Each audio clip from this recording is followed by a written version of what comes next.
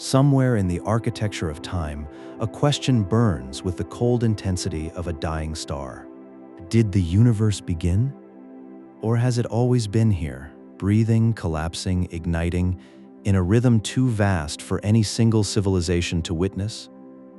Among the most haunting visions ever conjured by theoretical physics is one that abolishes beginnings altogether. It is called the Big Bounce.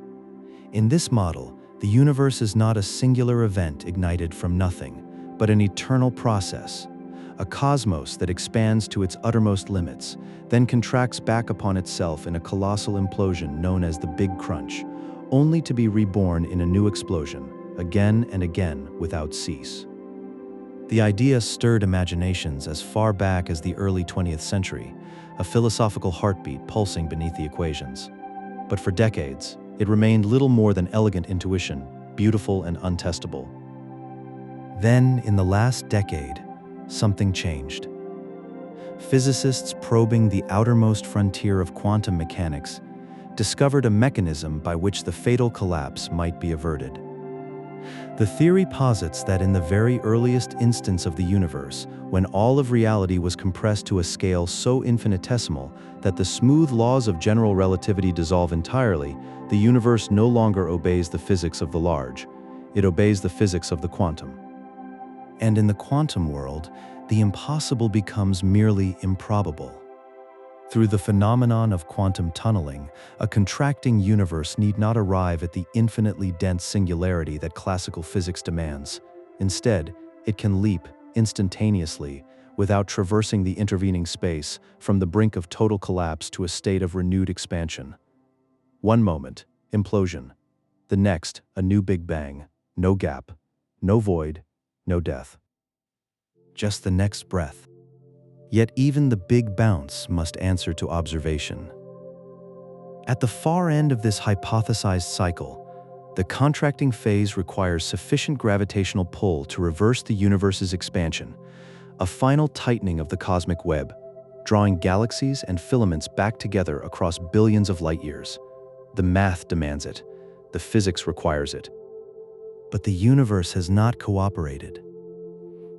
When astronomers trained their instruments on the most distant supernovae, those ancient stellar pyres whose light has spent billions of years crossing the void to reach us, they discovered something that defied expectation. The expansion that Edwin Hubble first measured in the 1940s is not slowing under the grip of gravity. It is accelerating. Some invisible force named dark energy for the darkness of our ignorance is pushing the fabric of space apart ever faster. Galaxies flee from one another with mounting urgency. If this continues, no gravitational force will ever summon them back. The Big Crunch recedes from possibility. The eternal heartbeat stutters. But another mind, armed with mathematics of surpassing strangeness, had already envisioned a different path. In 2010, the British theoretical physicist Roger Penrose, one of the most rigorous and visionary minds in modern science, presented a cosmological framework of extraordinary audacity.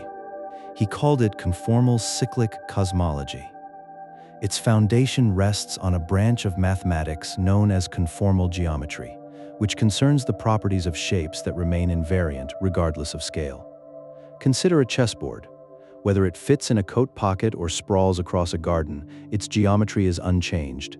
The same ratio of squares, the same spatial relationships, the same rules governing every piece. The game is indifferent to the size of the board. Penrose recognized that the universe, at two particular moments in its history, loses all meaningful sense of scale. The first is the primordial instant before the Big Bang, that murky, searing, energy-saturated singularity, where the very concept of distance breaks down, where everything exists in a point that is simultaneously everywhere and nowhere.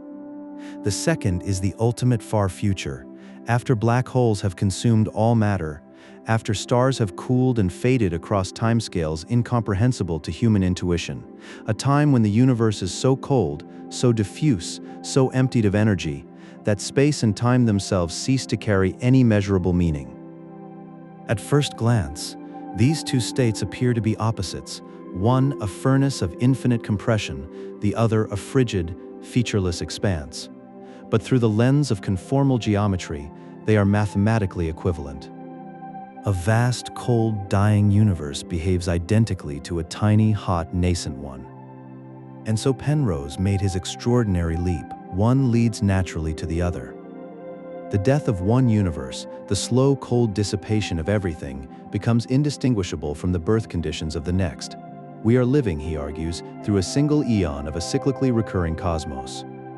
In perhaps a googol of years, that is 10 raised to the power of 100, the loss of scale at the end of our eon will be continuous with the Big Bang of the next, seeding a brand new history, a new epoch of stars and planets and time.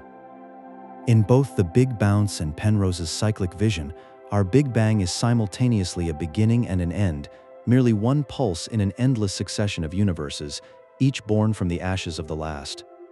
But there exists a theory stranger still, one whose origins lie not in geometry, but in the subatomic architecture of reality itself.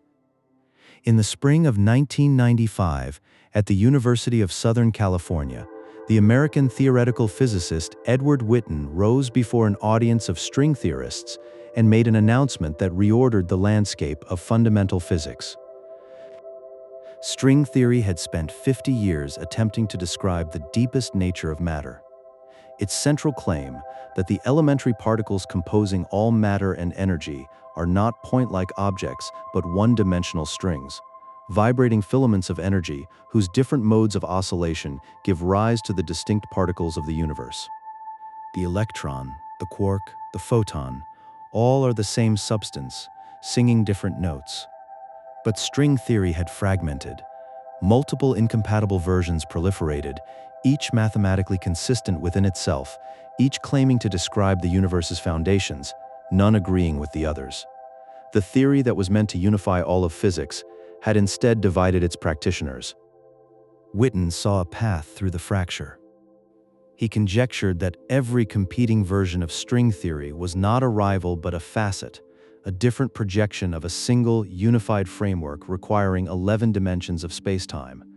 His proposal, known as M-theory or superstring theory, did not merely reconcile the competing models. It subsumed them, revealing them as glimpses of a higher dimensional reality that no three-dimensional mind can directly visualize. In this framework, our universe, the entirety of everything we have ever observed, measured, or imagined, is not the whole of existence. It is a brain, a three-dimensional membrane floating within a vast, higher-dimensional expanse called the bulk of hyperspace. And we are not alone in it. From superstring theory arose the ekpyrotic model, its name drawn from the ancient Greek concept of ekpyrosis, the world consumed and reborn in a great fire. In this cosmological vision, our universe did not emerge from a singularity. It was born from a catastrophe. Physicists propose that the energy of our Big Bang, that inconceivable explosion which seeded the 100 billion galaxies of the observable universe, was not generated internally. It was released when two higher-dimensional brains collided, smashing together across the bulk of hyperspace with a force that translated directly into the matter, radiation, and space-time expansion we inhabit today. The collision's energy drives the expansion of the universe. But tension between the brains ensures the story does not end there.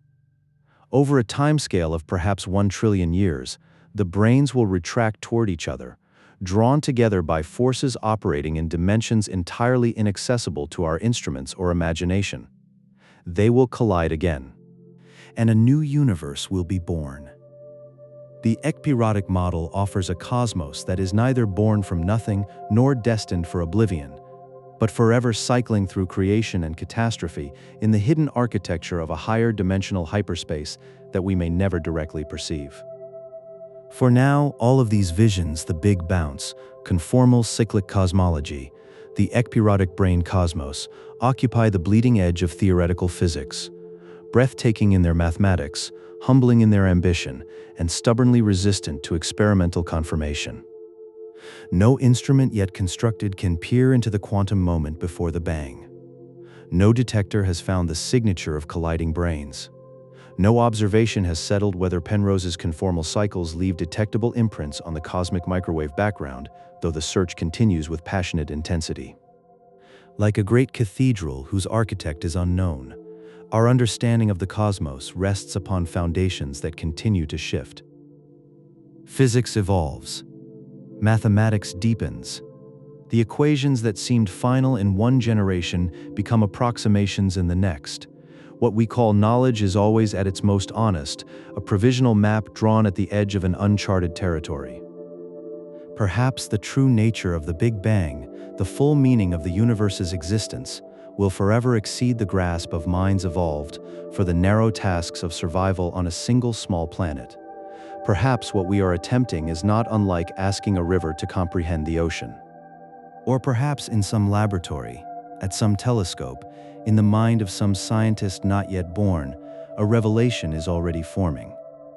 A new pattern in the data. A new equation that makes the fog suddenly, briefly, beautifully clear. We do not know when it will come. We only know we cannot stop asking. And so we look up, through the atmosphere, through the darkness, across the light years, and we keep reaching toward whatever truth the universe is willing to surrender.